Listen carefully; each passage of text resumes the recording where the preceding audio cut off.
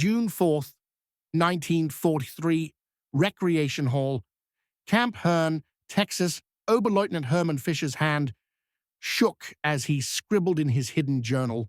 If his SS guards had caught him writing thoughts like these back in Africa, they'd have beaten him half to death. Tonight, the Americans showed us their movies, real Hollywood films, not the propaganda stuff back home. I still can't believe what I saw. No country at war should have the resources for something like this.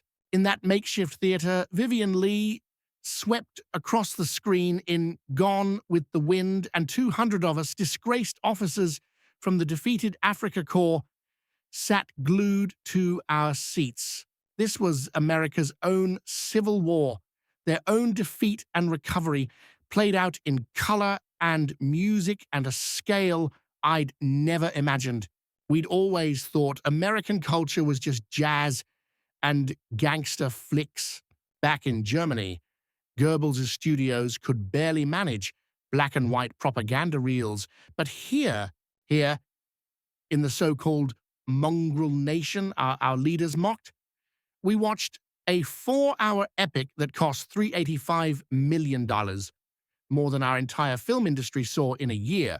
Just yesterday, 150 Afrika Korps veterans stepped off the train in Hearne. The whole town came out to see us. None of us realized it, but this was the start of something no one had predicted.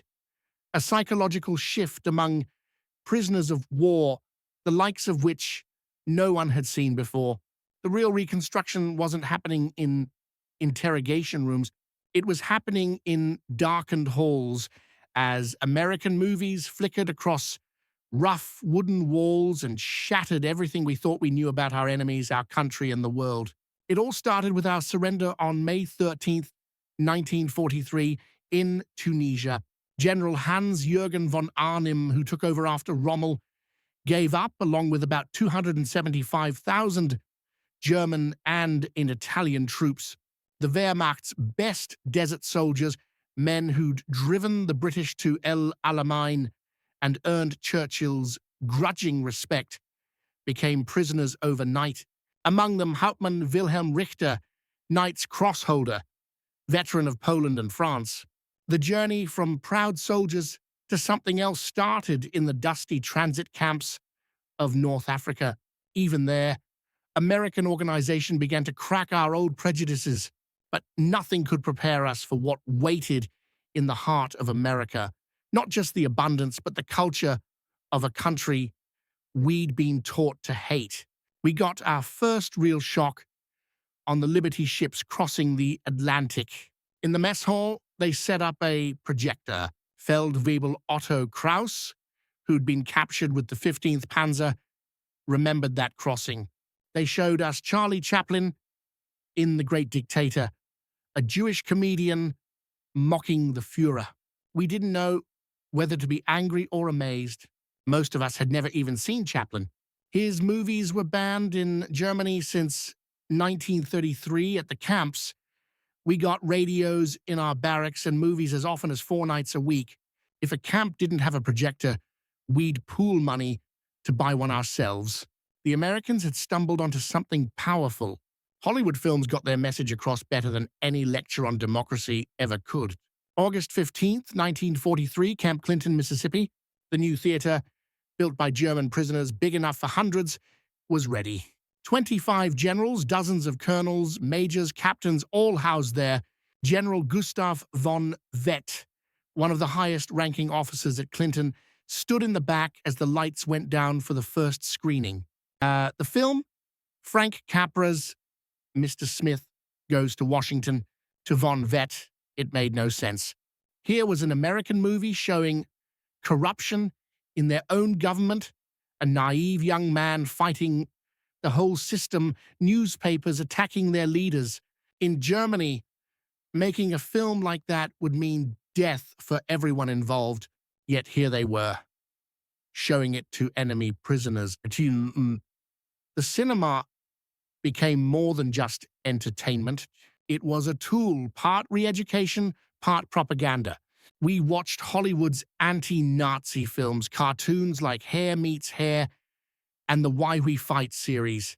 Most of the war movies focused on the Pacific. Even the projection equipment itself fascinated us. The camps ran movies on 16mm Bell and Howell projectors, machines so smooth and quiet that German engineers, proud of their own skills, spent hours just trying to figure out how they worked. Friedrich Becker, an engineer from Zeiss, admitted American projectors were better than anything we made. They ran for hours and never overheated. The sound was always perfectly in sync. We started to realize that American technology was ahead of us everywhere. October 3rd, 1943, Camp Hearne, Texas. The theater there had an orchestra pit, and the prisoners put on all kinds of skits and plays. But that night, the Germans crowded in for something different, a special screening. The film was Mrs. Miniver, MGM's big wartime drama about British courage during the Blitz. Erich Müller, a Luftwaffe pilot who'd actually bombed London, sat in the third row. Looking back, he described what happened. We knew what we'd done to British cities. We knew the destruction. But here was this film showing British bravery with such warmth and humanity that German soldiers ended up crying for British civilians. Even Joseph Goebbels, who almost never had a good word for foreign films, admitted the movie packed a punch. He wrote, "Mrs. Miniver shows a family's fate in this war with a kind of refined, powerful propaganda we'd only dreamed of. Not a single angry word against Germany, but the message is clear." The film's technical polish, cinematography by Joseph Ruttenberg, Herbert Stothart's score, seamless editing, blew the German officers away. German movies just couldn't compete. But what really got to them was the emotion. A lot of these Wehrmacht officers had flown in the London raids themselves, and now they found themselves sympathizing with the people they'd bombed. Churchill once said, "This film did more for the war effort than a fleet of destroyers." Now the German prisoners started to get why. By November 1943, the film program took a sharp turn. The Special Projects Division decided to start showing Frank Capra's Why We Fight series to the prisoners. This was a hot topic. These films used captured German footage, even scenes from Leni Riefenstahl's Triumph of the Will, but now twisted to tell the Allies' side. Capra, a Hollywood director, had watched Riefenstahl's 1935 film and felt both daunted and challenged. So he set out to let the enemy prove to our soldiers the enormity of his cause and the justness of our piecing together enemy speeches, films, newsreels, and articles all listing what the Nazis had done. Camp McCain held 7,700 Germans. Camp Clinton, 3,400. Camp Shelby, 5,300. At McCain in Mississippi, the first screening of Prelude to War set off chaos. SS officers tried to rally everyone to boycott it. The guards transferred them to Camp Alva in Oklahoma, the place for the most stubborn Nazis, but most prisoners stayed, glued to the screen, watching their own propaganda turned against them. Kurt Zimmerman wrote, "To see the Nuremberg rallies, which once made us proud, now used as proof of aggression, it was like seeing your life through a reversed lens. Everything familiar, but everything changed." The films did something unexpected for these prisoners. They gave them context for Germany's actions that even they'd never seen before. Many had never watched the full Nazi rallies, never heard whole Hitler speeches, never realized how Germany looked to the outside world. What shocked them most, though, was Hollywood's willingness to criticize America itself. In December 1943, Camp Shelby screened John Ford's The Grapes of Wrath, a raw look at American poverty during the Depression, with banks and authorities as villains and sympathy for ordinary people. It clashed with everything Nazi propaganda had taught about America. Friedrich Hoffmann, once a Nazi Party education officer, noticed they show their own failures, their own injustice. No German film under Hitler could ever show German poverty or German suffering caused by Germans. This wasn't weakness, he said. It was a kind of strength we couldn't understand. Soon, the camp libraries started getting requests for John Steinbeck's novel. Within months, prisoners were translating American books by hand, sharing them in circles. Instead of shutting it down, the American authorities encouraged it. Back in January 1944, Major Edward Davidson, who ran the Special Projects Division education program, noticed something wild. German prisoners started tearing through American books. Their interest shot up 400% after the camps ramped up their film screenings. Turns out, after watching American movies, these guys wanted to read the books that inspired them. Gone with the Wind sent them looking for books about the Civil War. The Grapes of Wrath got them curious about the Depression. But the real surprise came from Walt Disney. In February, Camp Hearne started showing Disney cartoons before the main films. Snow White, Pinocchio, Fantasia, these weren't propaganda, just pure fun, and yet the reaction was huge. Hedman Otokl, one of the prisoners, remembered seeing Fantasia, animation, and classical music, Bach and Beethoven, all reimagined by Americans. Suddenly, the idea that American culture was second-rate fell apart. The technical skill, the creativity, that sense of joy, they'd never seen anything like it. Sure, Disney did some animation for the Why We Fight series too, but it was the feature-length stuff that really hit home. A lot of these guys had kids back in Germany they hadn't seen in ages. Watching family movies with that kind of artistry hit them in a way propaganda never could. Antretzia Vera Brown, an artist from Munich, actually spent weeks trying to figure out Disney's animation tricks. American animators were way ahead. If they could do this with cartoons, what else could they pull off? Even the act of showing the movies became a lesson. German prisoners took turns running the projectors, taking care of equipment that showed off American manufacturing at its best. The Army Motion Picture Service shipped out 16mm prints everywhere, and by March, new movies reached the camps within 2 weeks of their original release. These camps felt like small towns, really. They had dentists, doctors, libraries, movies, classrooms, and sports fields. English classes were packed. Soccer was king at Camp Shelby. Gerrit Helmuth Wagner, who used to work as a projectionist at UFA Studios in Berlin, kept track of the American film distribution. Every week, new movies arrived. Not hand-picked propaganda, but whatever was playing in Hollywood. Musicals, westerns, comedies, dramas. The variety blew them away. Back home, they might see a dozen films in a year. In the camps, that many in a month. And the film stock was tough enough to survive thousands of showings, better than anything German chemistry managed. Dr. Friedrich Müller, a chemist from IG Farben, interned at Camp Clinton, spent time in the projection booth squinting at Technicolor through a magnifying glass. The 3-strip color process, lining up all those negatives, making dyes that wouldn't fade, was just something German industry hadn't cracked yet. If anything really shocked the prisoners, it was American musicals. In May, Camp Hearne ran Yankee Doodle Dandy. James Cagney danced like lightning as George M. Cohan. The big patriotic numbers, the tap dancing, music woven right into the story. It was entertainment with a point, but so well made, even the skeptics got caught up in it. Feldwebel Hans Reacher said, "We'd heard Americans were uncultured. Then we saw Yankee Doodle Dandy, hundreds of dancers moving as one, songs that made you want to march.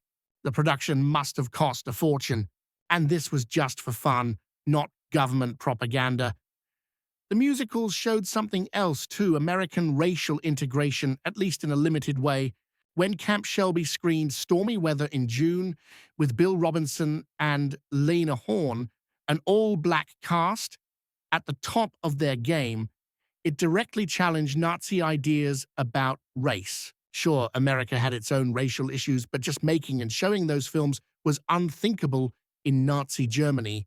Within a couple months, the German prisoners started decorating their mess halls with paintings, chandeliers, Christmas ornaments, and family photos. The camps turned into little communities with German traditions blending into American ones, often picked up straight from the movies.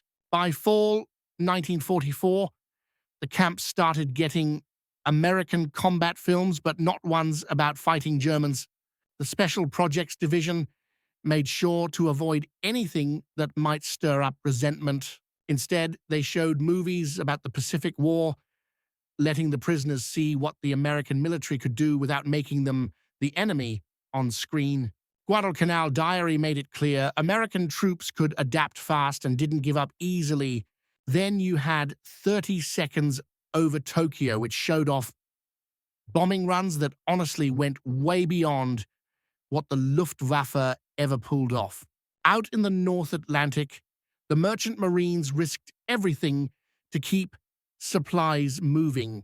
Corvette Captain Otto von Minden, U-boat commander stuck at Camp Clinton, watched the North Atlantic battles with a professional's eye. He noticed anti-sub tactics in the film he'd never seen before. Maybe it was just Hollywood taking creative license, but considering everything else he'd witnessed, he figured the Americans really did have tricks the Germans hadn't expected. These combat films did more than just show battles. They put a human face on the enemy.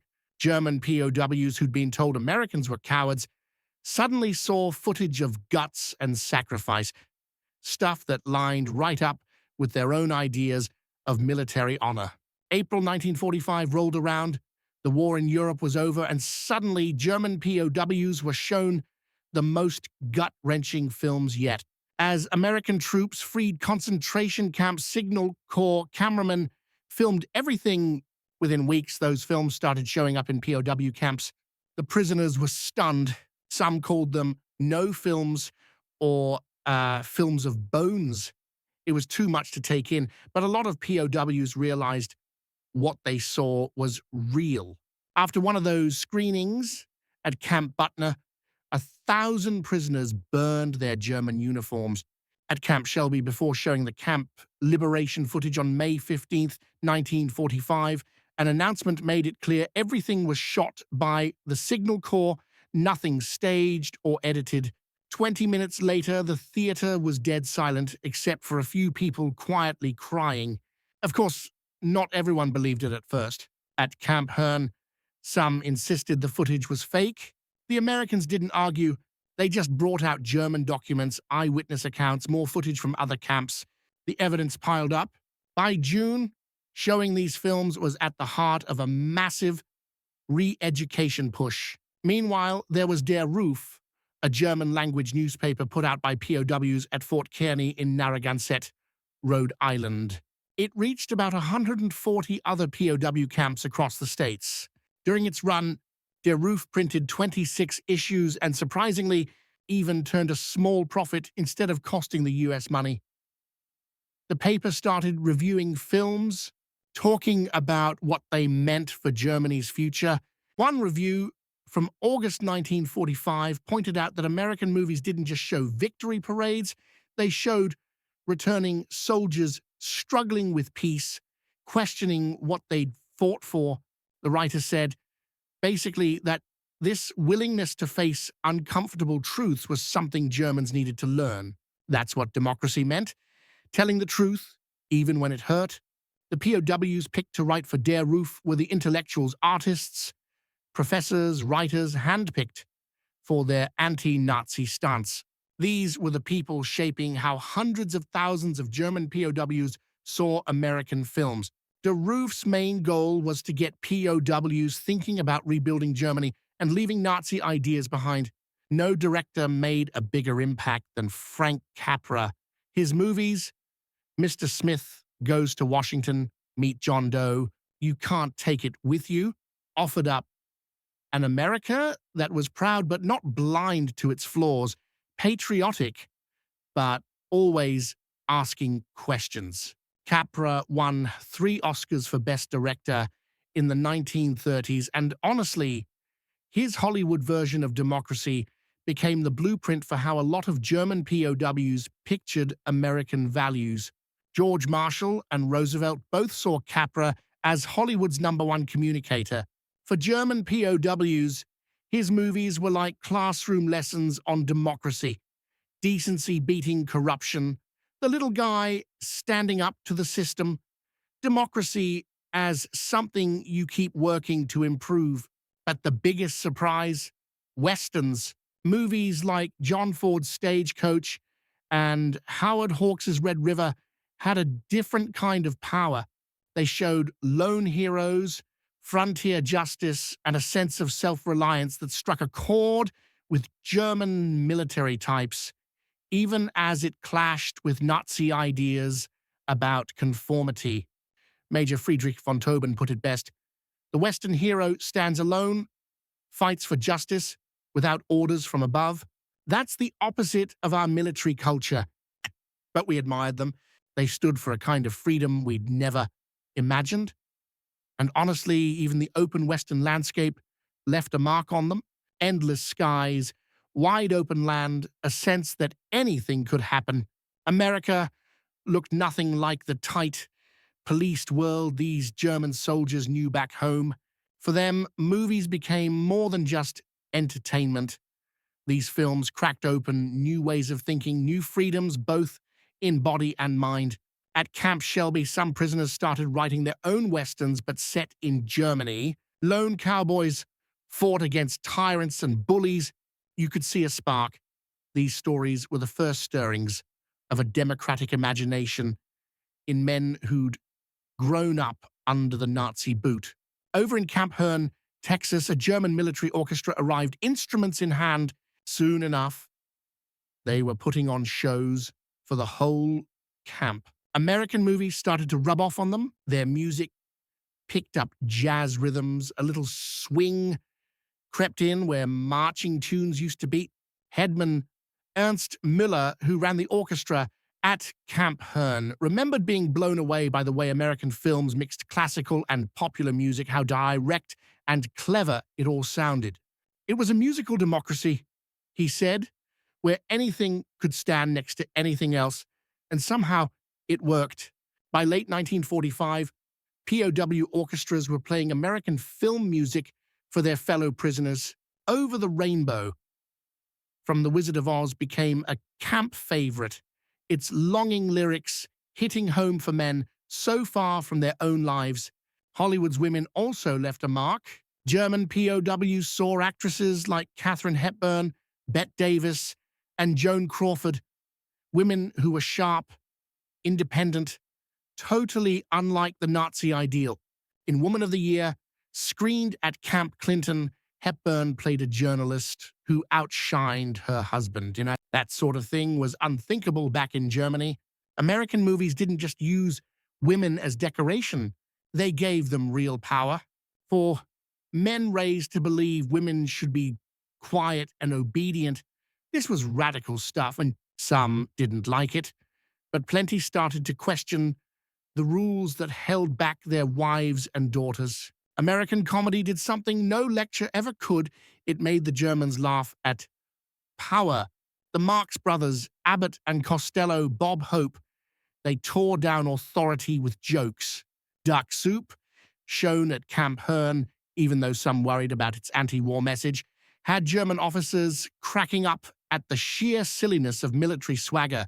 When they finally showed Charlie Chaplin's The Great Dictator in October 1945, reactions were mixed. Some prisoners took offense, but for others, laughing at what had once terrified them felt like a release. Chaplin's closing speech, a plea for kindness over hate, got translated and passed around the camps by hand. It wasn't just Hollywood glitz. POWs saw American documentaries too, films like The City, The River, and The Plow that broke the plains.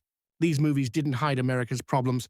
They showed floods, erosion, crop failures, but also showed honest attempts to solve them. Dr. Heinrich Bauer, an agricultural expert from East Prussia, watched with real interest. In Germany, we'd never admit to such failures, he said. That openness, the belief that problems could be fixed, was more convincing than any propaganda. The whole Hollywood star system fascinated the prisoners, and in America, actors were bigger than the state. They picked their own roles, even poked fun at politicians. This kind of freedom was something the Nazis couldn't even imagine. When the prisoners heard Clark Gable had enlisted as a private and flown combat missions, or that James Stewart was flying bombers over Germany, their old ideas about American celebrities fell apart. Marlene Dietrich, once German, now American, who sang for Allied troops, was a lightning rod. Some prisoners loved her, some called her a traitor. By Christmas 1945, after watching hundreds of Hollywood films, most German POWs had changed in ways defeat on the battlefield never could.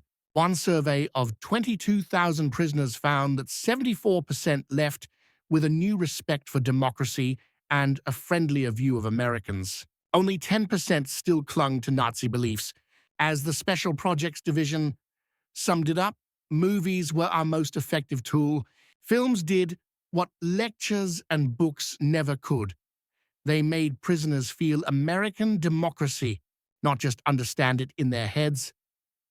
When Anders and Richter got back to Germany, they joined a few others from Fort Kearny and started up a new newspaper called Der Ruf. This second version of Der Ruf didn't just survive, it took off, reaching 100,000 subscribers. Later, these same former POWs built Group 47, a group that would steer German literature for decades. Christmas 1945 turned out to be a big moment for the film program. Special holiday screenings popped up for German POWs, with movies like Going My Way and Holiday Inn on the schedule, films that put American celebrations and values front and center. At Camp Hearne alone, thousands of prisoners sat down to watch these glimpses of ordinary American life, its hopes and struggles. The technical side of these films, big musical numbers, sharp cinematography, editing, and music that pulled at your emotions, all showed Hollywood at its best. But what really stuck with the prisoners was the sense of humanity, the idea that you could find joy and celebration even when things were tough. By 1946, as German POWs started heading home, they carried those American movies with them, memories that would shape how they rebuilt their country. Many went on to become important voices in West Germany, bringing with them the lessons they'd picked up in those dark American theaters. According to the Geneva Conventions, POWs were supposed to get the same food, clothing, and medical care as their captors. But these men got something extra, cultural education that helped push Germany toward democracy. And this wasn't just for the elite. Thousands of ordinary soldiers came back to Germany seeing things differently. They'd watched racial integration in American musicals, women's independence in romantic comedies, the dignity of workers in social dramas. You couldn't just forget images like that. American films didn't just change the prisoners, they changed how Americans saw cultural diplomacy too. The film program's success helped shape U.S. occupation policy, leading to America houses across Germany where locals could watch American movies. The Motion Picture Export Association saw what was happening and pushed to get even more American films into post-war German theaters. By 1950, Hollywood pretty much owned the German box office, something that started in the POW camps. Jump to 1985, 40 years after the war ended, surviving German POWs held a reunion at Camp Hearne. Over 300 former prisoners came back, many bringing their families to see where their transformation began. Hans Möller, once an Oberg writer and now a Hamburg film distributor, spoke at the reunion. "We came to America as enemies, as Nazis, as believers in racial superiority and cultural supremacy. We left as friends, as Democrats, as men who had seen through cinema's window a better way to live." They watched some of the same films they'd seen all those years ago. Mrs. Miniver, Why We Fight Casablanca, sitting side by side. Former enemies now united by what those movies had shown them. Wilhelm Rich, once a camp headman, gave the keynote, "Hollywood gave us what no military victory could, a vision of what we could become. We saw in American films not perfection, but possibility, not propaganda, but dreams made visible. The film showed us that strength came from diversity, prosperity from freedom, and culture didn't need the state to survive." The scale of the film program was huge. Over 380 camps had their own projection setups with an average of 4 movies a week at each camp. The Army sent out 16mm film prints, and between 1943 and 1946, German POWs watched millions of movies. On average, each man saw 150 to 200 films during captivity. They got to see a wide range of Hollywood entertainment and documentaries, from new releases to old classics. The cultural impact was hard to miss. Thousands signed up for film discussion groups. The camp paper ran detailed reviews and an analysis. Many prisoners kept personal logs of what they'd watched, and some even changed their career paths because of what they saw on screen. Later, psychological studies showed just how deeply these films got inside the heads of German POWs. Hollywood didn't just teach lessons the way a classroom would. It slipped past their defenses, hit them emotionally, and challenged their old beliefs. The movies made prisoners care about American characters, showed other ways of living, painted prosperity without conquest, and offered freedom as a source of strength, not chaos. Entertainment did what propaganda never could. It made American culture stick. Different film genres hit prisoners in all kinds of ways. Musicals exploded with joy and energy, breaking apart those stiff German stereotypes. Westerns held up individual freedom, something that spoke to military honor, but also quietly pushed back against groupthink. Comedies? They made fun of authority, showing you could laugh at those in charge without needing to start a revolution. Dramas offered up the kind of psychological depth you'd normally only see in highbrow European art films, and even war movies managed to humanize American soldiers and didn't turn the enemy into monsters. Each type of film came loaded with its own set of ideas. Layer by layer, they built up a whole new way of seeing the world. Just the sheer range of genres proved something. It showed off a pluralistic America, a place where all sorts of voices and visions could exist. That kind of diversity felt completely alien compared to the rigid sameness of Nazi Germany. But it wasn't just about culture. These American films doubled as technical lessons, too. Prisoners paid attention. They picked up tricks in cinematography, how to use sound, color, special effects, even how movies got distributed.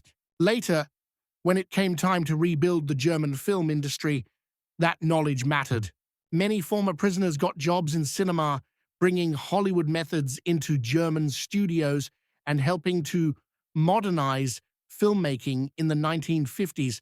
Hollywood movies taught democracy without a single speech. The stories always circle back to the power of the individual, the idea that you could move up in society if you worked for it, that it was okay to criticize institutions. Sometimes they even changed for the better. Different values, different people, all coexisting. Redemption came from struggle and growth, not obedience. Watching hundreds of these films rewired how prisoners thought about society, and then there was the economic lesson. On screen, prisoners saw consumer culture in action.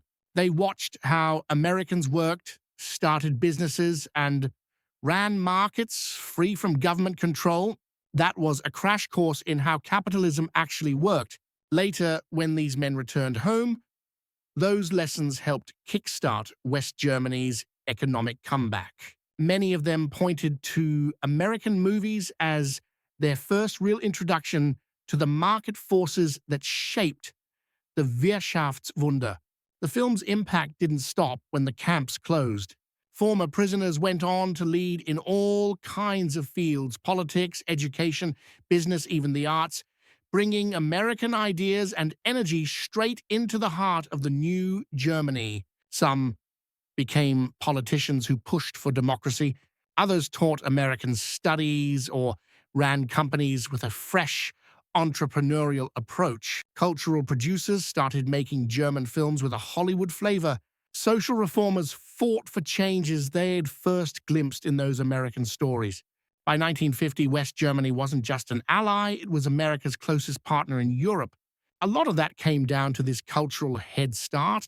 Historians now call the film program one of the biggest soft power wins of all time. No coercion, no heavy-handed propaganda, just the steady pull of good stories quietly undoing old ideologies.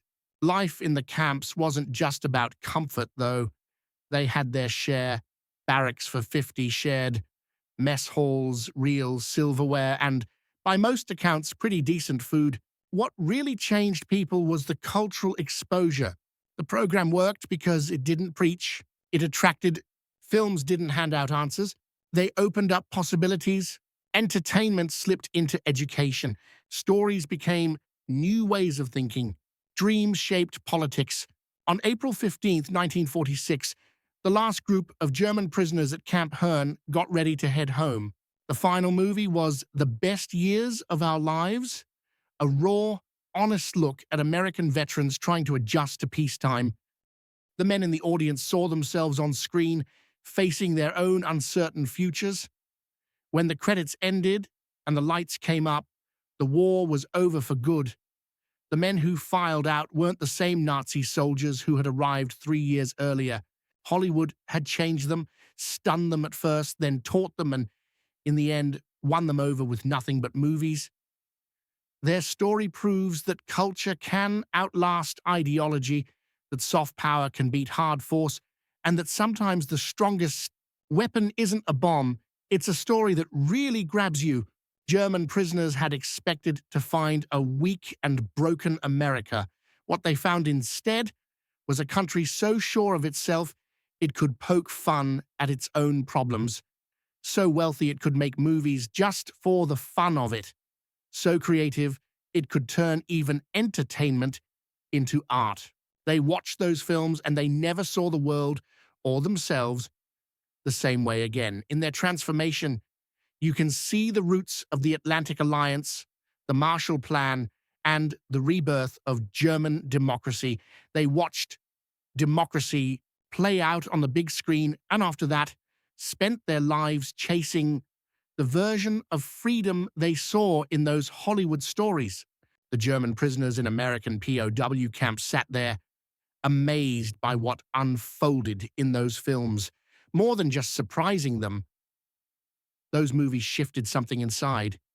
That spark, right there in the dark, reel by reel, set the stage for a different world, movie after movie.